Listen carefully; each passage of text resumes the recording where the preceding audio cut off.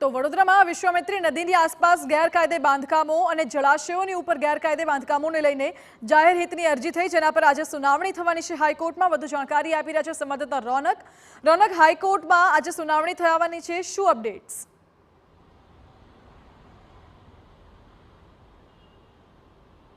બિલકુલ થી વડોદરા પાછલા 3 દિવસથી જોઈ રહ્યા છે કે વિશ્વામિત્રી નદીના પાણીએ સર્જેલી તારાજી અને અનેક લોકો તેના કારણે હાલાકીનો સામનો કરી રહ્યા છે। હદ તો ત્યાં વટાવી દેવામાં આવી, જ્યારે કેટલાક લોકોએ પોતાના જીવ પણ ગુમાવવા પડ્યા છે। અને આ માત્ર ને માત્ર એક કુદરતી હોનારત નહીં, પરંતુ માનવ સર્જિત હોનારત હોય તે પ્રકારનું લાગી રહ્યું છે। કારણ કે વિશ્વામિત્રી નદીનો જે મૂળ રસ્તો છે, તે મૂળ રસ્તા ઉપર ગેરકાયદે બાંધકામ કરીને, ગેરકાયદે દબાણ કરીને તેનો જે મૂળ રસ્તો છે તે બદલી નાખવામાં આવ્યો છે। એટલે કે વિશ્વામિત્રી નદી તેના જે મૂળ રસ્તે વહે છે તેનો રસ્તો બદલી નાખવામાં આવ્યો છે। તેના જ કારણે કહી શકાય કે જે પાણી છે તે જ્યારે પૂર આવે છે ત્યારે વડોદરા શહેરમાં પ્રવેશી જાય છે।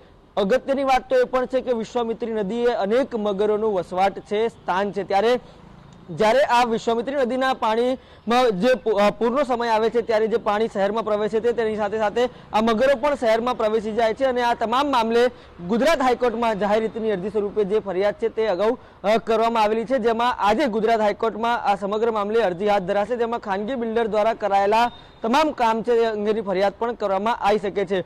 મહત્વનું છે કે અગાઉ પણ અનેક રજૂઆતો છે તે કોર્ટમાં થઈ રહી છે। આ ઉપરાંત ગુજરાત હાઈકોર્ટ દ્વારા રાજ્યમાં કુલ કેટલા જળાશયો આવેલા છે, કુલ કેટલી નદીઓ આવેલી છે, કુલ કેટલા તળાવ આવેલા છે તે અંગે પણ રિપોર્ટ માંગવામાં આવ્યો હતો। તેનો પણ વિગતવાર રિપોર્ટ છે તે આજે ગુજરાત હાઈકોર્ટમાં રજૂ થઈ શકે છે।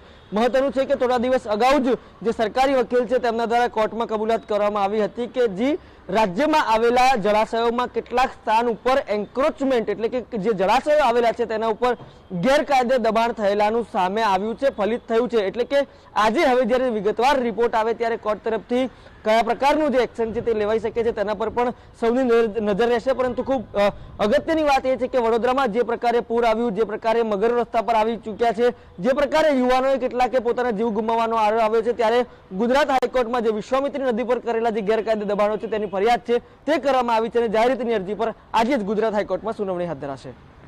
જી રોનક, આભાર આપનો। હાઈકોર્ટમાં જાહેર હિતની અરજી પર આજે સુનાવણી થશે। કાયદાથી ઉપરવટ જઈને બંને બાજુ જે ગેરકાયદે બાંધકામો કરવામાં આવ્યા છે તે અંગે અરજી કરવામાં આવી છે।